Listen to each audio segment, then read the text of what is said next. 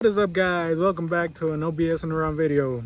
Alright guys, so again, I have not posted in like 2 weeks, but there is a reason for that, and life and work.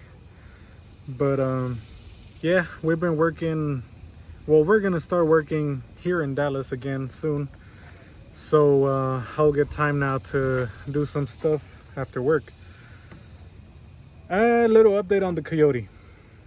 Turns out the trans was messing up, and well, we went to drop it off Saturday, and hopefully they get back to me soon, and hopefully it gets fixed. I did try to get a 25, but man, the numbers, they were just too high and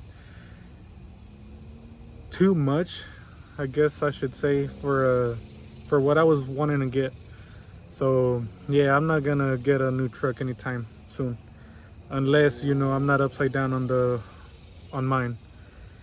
But yeah, we went to go drop that off, and we're back in the extended cab OBS that my dad let me borrow. So yeah, yesterday when we went to go get it, I put some Freon on it because it was blowing warm air, and let's just say it lasted about 100 feet and started blowing warm. So the whole way over here, even in traffic, it was about 100.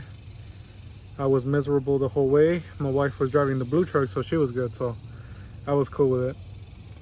But now that we're here, I did get the lines. I got some Freon, and we're gonna get to work on this thing, guys, because this is gonna be my daily for the amount of time the dealer is gonna take to fix mine.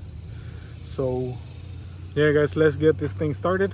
Hopefully we can get some AC, and hopefully no more leaks. So yeah guys, let's get started, take this thing apart. Hopefully we do finish today. All right, so this is one of the lines I got, which is the big one. It goes from the dryer, I think, to the compressor, and then to the condenser.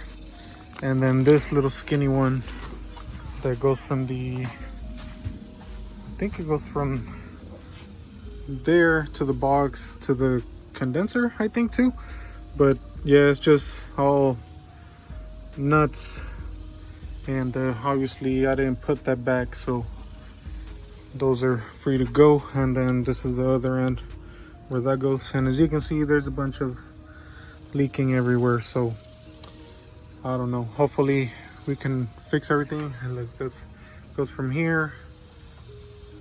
I don't know if you can see it. I don't think you can see it, but it goes down. It goes down that way, and it hooks to that one.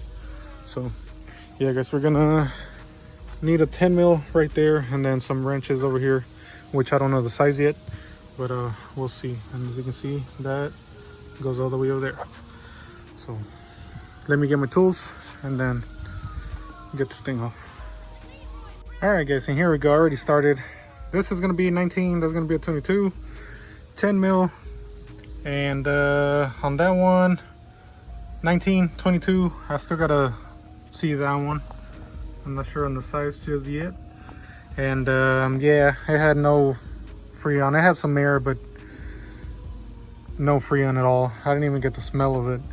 So yeah, got already this side kind of ready to go. Just got to do this one and that one right there. But it's pretty simple. If you have Freon in the system, you will have to empty it or take it somewhere to get emptied. But since I didn't have that problem, well, we just went ahead and did it.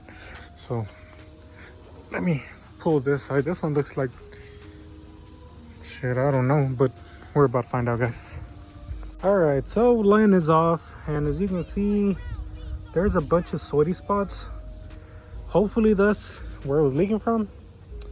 And I just used some adjustable wrenches right there, but yeah, got that in there. This one, I'm gonna need to use one of those field line disconnect looking tools on this side.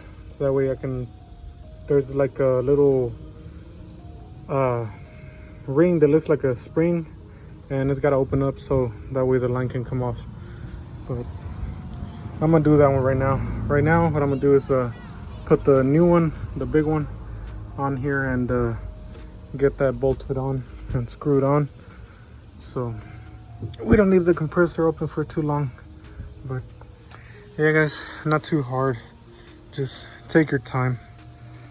And if you need to replace any O-rings, do that while the lines are off.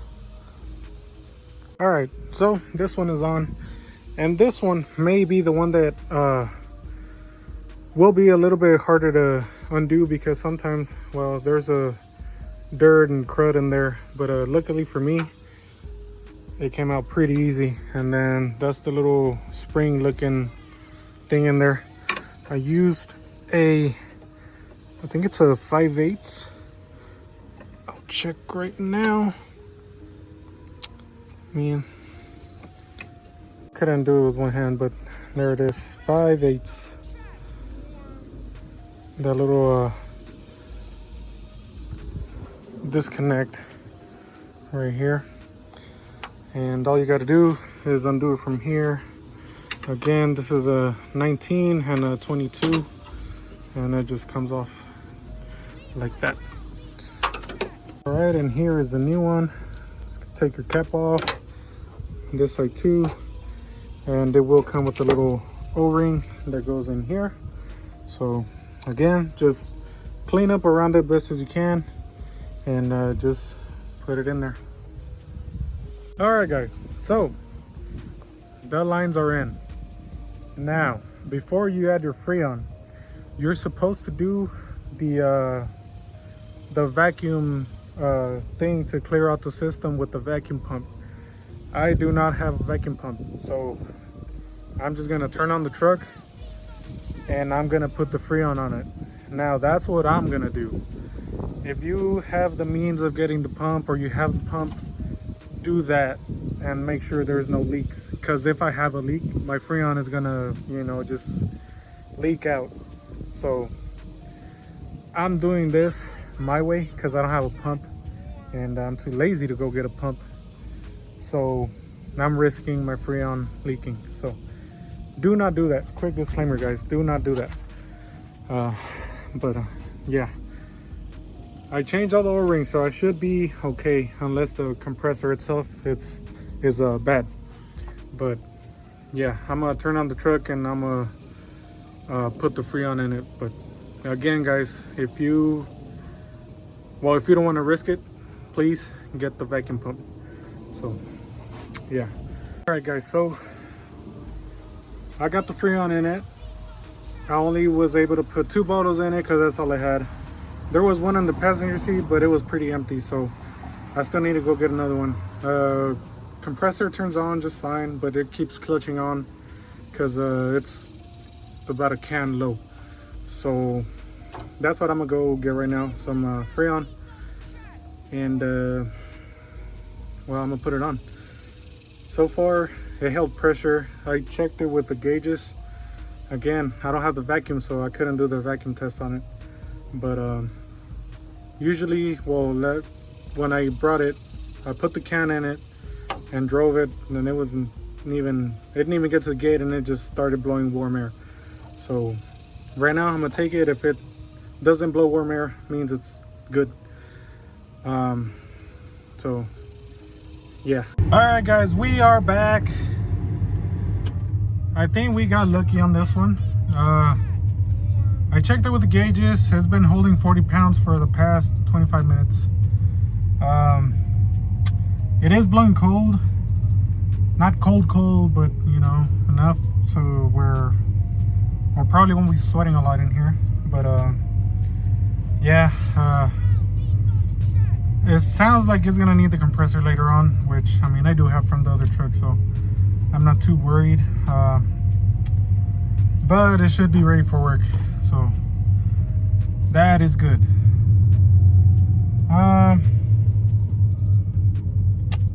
I think that, well, that's gonna be it for this video. I mean, I'm not gonna do anything else. I'm about to go to Greenville, and I'm gonna see if I can get the black truck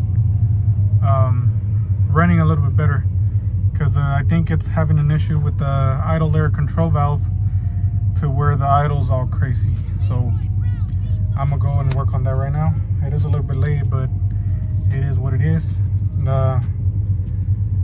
Yeah, I don't know when we're getting the blue truck back, so I gotta make the best of it. And well, we're gonna drive this one for now, so stay tuned for more, guys.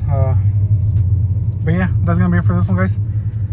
Remember, like and subscribe, follow my Instagram, TikTok, keep up with whatever we're gonna do with this. I also gotta work on the blue truck, so yeah, keep up with that, guys. That is gonna be it for this video. I'll catch you on the next one, guys. Peace.